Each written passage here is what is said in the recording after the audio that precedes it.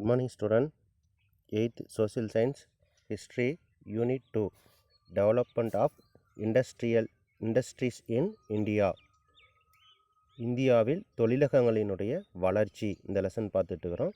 இந்தியாவில் வந்து பார்த்தோம்னா பாரம்பரியமான கைவினைப் பொருட்கள் வந்து என்னென்ன இருந்தது. Traditional crafts of India. இந்தியாவில் வந்து பார்த்தோம் அப்படின்னா ஜுவல்லரி, மெட்டல் ஒர்க்ஸு இந்த மாதிரி வந்து பார்த்தோம்னா வில்லேஜஸில் வந்து செய்யக்கூடிய சின்ன சின்ன ஒர்க்கில் இருந்து டெக்ஸ்டைல்ஸு, மஸ்லின், உல், சில்க்கு இந்த மாதிரியான சில்க் கிளாத்ஸு இதெல்லாம் வந்து செய்கிறதுக்கு வந்து எப்படி ஃபேமஸாக இந்தியா இருந்தது. அந்த தொழிலெல்லாம் வந்து பார்த்தோம்னா டிக்ளைன் ஆஃப் இந்தியன் இண்டஸ்ட்ரி வந்து பார்த்தோம்னா எப்படி வீழ்ச்சி அடைஞ்சது, அதுக்கு வந்து என்னென்ன காரணம் அப்படிங்கிறதெல்லாம் வந்து பார்த்தோம்னா ஏற்கனவே பார்த்தோம். அடுத்தது வந்து பார்த்தோம்னா பிகினிங் ஆஃப் மாடர்ன் இண்டஸ்ட்ரி வந்து எப்படி வந்தது, நவீன தொழிலகங்களினுடைய தொடக்கம் வந்து எப்படி இருந்தது. இதில் வந்து பார்த்தோம்னா plantation industry, machine based industry, heavy industries இதெல்லாம் வந்து பார்த்தோம். அடுத்து க்ரோத் ஆஃப் மாடர்ன் இண்டஸ்ட்ரி, நவீன தொழில்களுடைய வளர்ச்சி வந்து எப்படி இருந்தது. முக்கியமாக வந்து பார்த்தோம் அப்படின்னா என்னென்ன மில்ஸ் எல்லாம் வந்து பார்த்தோம்னா ஓப்பன் பண்ணாங்க. இதுக்கு வந்து முக்கியமாக வந்து பார்த்தோம்னா ரயில்வே ரோடு வந்து பார்த்தோம்னா எக்ஸ்டெண்ட் பண்ணுது. அடுத்தது வந்து பார்த்தோம்னா ஜூட் இண்டஸ்ட்ரி இதெல்லாம் வந்து பார்த்தோம்னா 36லேருந்து 64 இதெல்லாம் வந்து எக்ஸ்டெண்ட் ஆகிருக்குது. அடுத்தது வந்து பார்த்தோம்னா ஒரு அமைப்பு வந்து பார்த்தோன்னா உருவாக்குனாங்க, இந்திய தொழில்துறை கூட்டமைப்பு, confederation of Indian industry, CII அப்படிங்கிறத வந்து உருவாக்குனாங்க. அடுத்தது வந்து இந்த வீடியோவில் வந்து பார்த்தோம்னா இண்டஸ்ட்ரியல் க்ரோத் இன் இந்தியாவில் தொழிலக வளர்ச்சி வந்து எப்படி இருந்தது. Realise the dream of development of industries, இந்திய தொழிலக வளர்ச்சியினுடைய கனவு வந்து நனவாக்கும் விதமாக வந்து இந்திய அரசு நிறைய வந்து பார்த்தோன்னா Indian government adopted creation industrial policies and 5-year plans, நிறைய 5 ஆண்டு திட்டங்களை வந்து பார்த்தோம்னா ஏற்றுக்கிட்டாங்க. One of the most important innovations in the industrial field after independence has been the introduction of the 5-year plans in direct participation in industry by the government as expressed in the industrial policy resolution in 1948. 5 ஆண்டு திட்டங்கள் வந்து பார்த்தோம்னா சுதந்திரத்துக்கு பின்னாடி தொழில்துறையில் ஏற்பட்ட மிக முக்கியமான புதுமைகளில் வந்து ஒன்று 5 ஆண்டு திட்டங்கள் அப்படின்னு வந்து சொல்லலாம். மேலும் 1948ஆம் ஆண்டு தொழில்துறை கொள்கை தீர்மானத்தினால வந்து பார்த்தோம்னா அரசாங்கம் வந்து நேரடியாக வந்து அதனுடைய பங்களிப்பை வந்து வெளிப்படுத்துச்சு அப்படிங்கலாம். This resolution role of the state industrial development both as the entrepreneur in authority.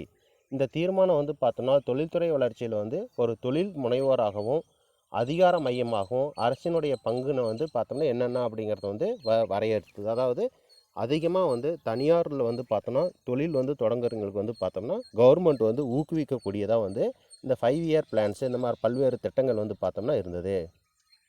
1956 வந்து பார்த்தோம்னா industrial were classified in 3 category. 1956ஆம் ஆண்டு தொழில்துறை கொள்கை அப்படிங்கிற கொள்கை வந்து கொண்டு வந்து 3 வகையான தொழிலை வந்து பார்த்தோம்னா 3 வகையாக வந்து வகைப்படுத்தினாங்க. இதில் வந்து பார்த்தோம்னா ஷெட்யூல்டு ஏ, அட்டவணை ஏவில் வந்து பார்த்தோம்னா only the government can handle the industries, only வந்து பார்த்தோம்னா அரசாங்கம் மட்டும்தான் இந்த தொழிலை வந்து நிர்வகிக்கக்கூடிய தொழிலாக வந்து இருந்தது. சம் ஆஃப் த என்னென்ன தொழில் அப்படின்னு வந்து பார்த்தோம்னா atomic energy, electrical, iron and steel and others. இதில் வந்து பார்த்தோம்னா அணுசக்தி, மின்னணு, இரும்பு, எஃகு இந்த தொழில் இது சம்மந்தப்பட்ட தொழில் எல்லாமே வந்து பார்த்தோம்னா ஃபுல் அண்ட் ஃபுல் வந்து கவர்மெண்ட் நடத்தக்கூடிய தொழிலாக வந்து இருந்தது. அடுத்து ஷெட்யூல்டு பி, அட்டவணை 2ல் வந்து பார்த்தோம்னா this comprise road and sea transportation, machine tools, aluminium, chemicals including plastic and fertiliser, ferro alloys in 13 types of mining. இது வந்து பார்த்தோம்னா கடல் போக்குவரத்து, இயந்திர கருவி, அலுமினியம், நெகிழி, உரங்கள் உள்ளிட்ட ரசாயன இரும்பு கலவை இந்த மாதிரியான சுரங்க தொழில் இது எல்லாமே வந்து பார்த்தோன்னா ஃபுல்லாக வந்து கவர்மெண்ட்டினுடைய கண்ட்ரோலில் இருந்தது. அப்போ தொழிலை வந்து 3 வகையை பிரிச்சுக்கிறாங்க. ஃபஸ்ட்டு 2 டைப்ஸில் இருக்கிறது எல்லாமே வந்து பார்த்தோம்னா கவர்மெண்ட்டினுடைய கண்ட்ரோலில் தான் இருந்திருக்குது. அது என்னென்னு வந்து பார்த்தோம்னா அணுசக்தி தயாரிக்கிறது, மின்னணு, இரும்பு, இது எஃகு இது தயாரிக்கக்கூடியது, போக்குவரத்து, இயந்திர கருவிகள், கடல் சார்ந்தது, அலுமினியம், நெகிழி, உரங்கள் தயாரிக்கக்கூடியது, இரும்பு கலவை, சுரங்க தொழில் இது எல்லாமே வந்து பார்த்தோம்னா கவர்மெண்ட் நடத்தக்கூடிய தொழிலாக வந்து இருந்தது.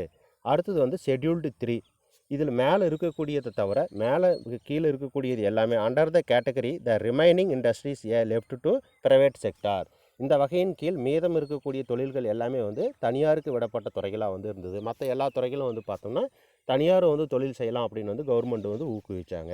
இந்த தொழிலை வந்து பார்த்தோம் அப்படின்னா 3 வகையை வந்து வகைப்படுத்துகிறாங்க. Classification of industries on the base of raw materials used in industries can be classified into agro based and mineral based according to the role in the classified into basic know the industries. மூலப்பொருட்களினுடைய அடிப்படையில் வந்து தொழில்களை வந்து வேளாண் அடிப்படையிலான மற்றும் கனிம அடிப்படையிலான தொழில் அப்படின்னு சொல்கிறாங்க.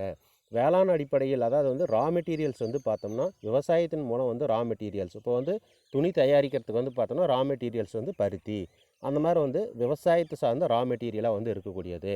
அடுத்தது வந்து பார்த்தோன்னா கனிமம் சார்ந்தது. இப்போ இரும்பு தயாரிக்கிறதுக்கு வந்து பார்த்தோன்னா இரும்பு துகள் வந்து தேவையாக இருக்குது. அது வந்து மண்ணிலிருந்து வெட்டி வைக்கக்கூடிய கனிமங்களாக இருக்குது. இந்த மாதிரி ரா மெட்டீரியல்ஸ் வந்து பார்த்தோன்னா அக்ரிகல்ச்சரை வந்து பேஸ் பண்ணி இருக்கக்கூடியது. அடுத்து மினரல் பேஸ் பண்ணி இருக்கக்கூடிய இண்டஸ்ட்ரீஸ் அப்படின்னு வந்து சொன்னாங்க. அடுத்து தொழிலகங்களினுடைய பங்களிப்பு அப்படிங்கிறது வந்து முக்கியமான ஒன்றா இருந்தது.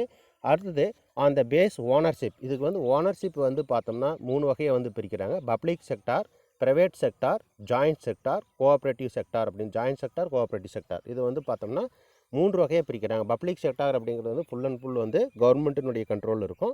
அடுத்து ப்ரைவேட் செக்டார் அப்படிங்கிறது வந்து பார்த்தோன்னா ஃபுல் அண்ட் ஃபுல் வந்து ப்ரைவேட்டாக இருக்கும். கோஆப்ரேட்டிவ் ஜாயிண்ட் செக்டார் அப்படின்னா கவர்மெண்ட்டும் தனியாரும் வந்து சேர்ந்து நடத்தக்கூடிய அமைப்பாக வந்து இருக்கக்கூடியது. இந்த மாதிரி 3 கேட்டகரியில் வந்து பார்த்தோம்னா தொழில் வந்து நடத்தியிருக்கிறாங்க. கிளாசிஃபைடு ஆஃப் இண்டஸ்ட்ரீஸ் அப்படின்னு வந்து சொல்கிறோம். அப்போ இண்டஸ்ட்ரியல் க்ரோத் இன் இந்தியாவில் வந்து பார்த்தோன்னா இண்டஸ்ட்ரியல் க்ரோத் ஆகிறதுக்கு வந்து முக்கியமான காரணம் வந்து பார்த்தோன்னா 5 இயர் பிளான்ஸ் அப்படின்னு வந்து சொல்கிறோம். அடுத்து இண்டஸ்ட்ரியல் பாலிசி தொழில்துறை கொள்கை அப்படிங்கிறது வந்து 1948 வந்து உருவாக்குனாங்க. அடுத்து 1956 வந்து பார்த்தோன்னா ஷெட்யூல்டு ஏ, ஷெட்யூல்டு பி, ஷெட்யூல்டு சி அப்படின்னு வந்து 3 வகையாக வந்து தொழிலை பிரித்து முதல் 2 வகை வந்து பார்த்தோம் அப்படின்னா கவர்மெண்ட்டினுடைய கண்ட்ரோல் இருக்கும். அடுத்தது வந்து ப்ரைவேட்டுக்கு வந்து என்னென்ன செக்டார் அப்படிங்கிறத ஒதுக்குனாங்க. அடுத்து கிளாசிஃபிகேஷன் ஆஃப் இண்டஸ்ட்ரீஸ் அப்படிங்கிறது வந்து பார்த்தோம்னா mineral based industry, agro based industry அப்படின்னு சொன்னாங்க. அதுக்கான ரா மெட்டீரியல்ஸ் வந்து பார்த்தோம்னா விவசாயத்திலேருந்து வந்தது அப்படின்னா அது அக்ரோ பேஸ்டு இண்டஸ்ட்ரி. அடுத்தது மண்ணிலிருந்து வெட்டி எடுக்கப்பட்டது அப்படின்னா அது மினரல் பேஸ்டு இண்டஸ்ட்ரி அப்படின்னு வந்து சொல்கிறோம்.